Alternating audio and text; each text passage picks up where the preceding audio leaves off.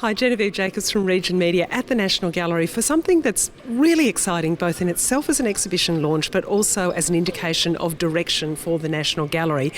We're at the launch of two wonderful projects, Know My Name 2, the second part of that major initiative about women artists, and also the announcement of an exhibition, a project, and a major acquisition from Sarah Lucas, who's a very significant UK artist.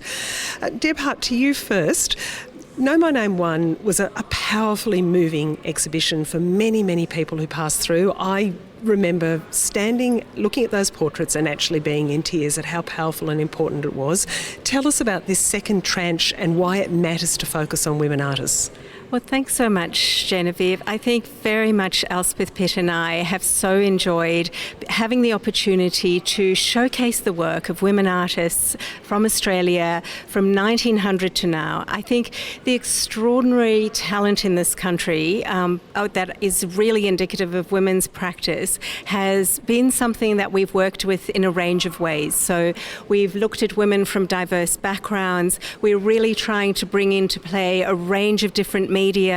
We've divided the exhibition up into particular rooms and groupings so that works have a conversation in a way with each other, so that you have earlier works really speaking to later works. And I think one of the things that we just felt so passionately about was, that we wanted to show well-known artists, but also people who've slipped under the radar, and to bring them to greater prominence and to engage people in these dialogues rather than just taking on the well-known stories all the time. Let's see how we can unpack the stories of Australian art in different ways. And so that was absolutely a revelation. Elspeth, tell me what that's resulted on in these walls. Who's represented here? Tell us some of those stories.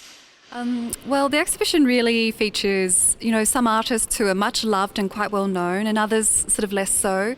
I think also something that's really exciting about the second part of the exhibition is that it shows some of our work in action in terms of collecting the work of women artists and sort of displaying them here for the first time. So just behind us is a major new acquisition by Dina Giudetti called Super Studio. So this is a vast, sort of very kind of beautiful painting which, really sort of draws on the legacies of abstraction.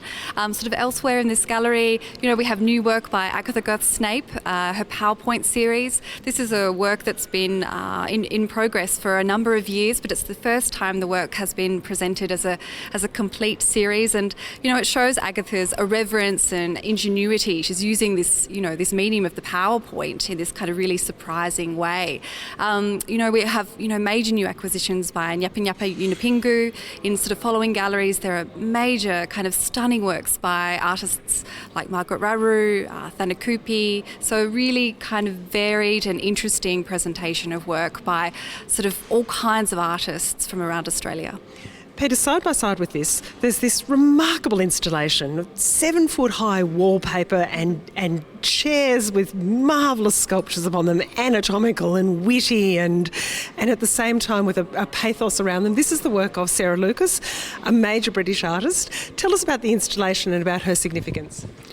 So I think Sarah is probably one of the most significant artists of the last 30 years. She came up alongside other artists people might know like Damien Hirst and Tracy Emin, but has really gone on in the young British artists, but has gone on to build this extraordinary international career. What I think is most important about Sarah is her sense of humour, the way that she talks about difficult things, she talks about misogyny and she talks about sexism, but she does it in a way that makes you laugh. The figure that we've acquired for the National Gallery, which is really extraordinary, is cast bronze, but from her stuffed stocking sculptures. So there's something soft, there's something hard, there's something beautiful in the sort of the multiplicity of the anatomy as well. Look, it's stunning. The exhibition here is stunning in its entirety, and the thing that's so marvellous about it is that you are on a journey, and it's not the familiar journey. It's not the one that we all know and understand. This is in many ways a rewriting of our own art history. Know My Name and Sarah Lucas, both at the National Gallery. Also making news on the site this week, we've had an enormous amount of commentary on a very humble story and a beautiful story. Paulie New, a homeless man who's very familiar to people around Erindale, had his dog impounded, and a huge upswell of public support for him has resulted in a really generous donor paying for the dog to be desexed, and he's been reunited with Bruiser, who is one of the great supports of his life. We're also having a deep dive into why housing, and in particular standalone houses, are just so expensive in Canberra. Ian Bushnell's had a good look at all the data. The differential between units and standalone houses is now higher than anywhere else in the country, and we've also got a glimpse at the Sri Lankan leopard cubs at the zoo, who are just divine and a work of art in themselves. Come and join the great big Canberra conversation we're having on the Riot Act. We've got a daily and weekly newsletter that you can sign up for that drops into your inbox and join our great big Canberra conversation. Come up to the gallery, see the work, meet new artists whose work is completely unfamiliar to you, and know their names. I'm Genevieve Jacobs. This is Region Media.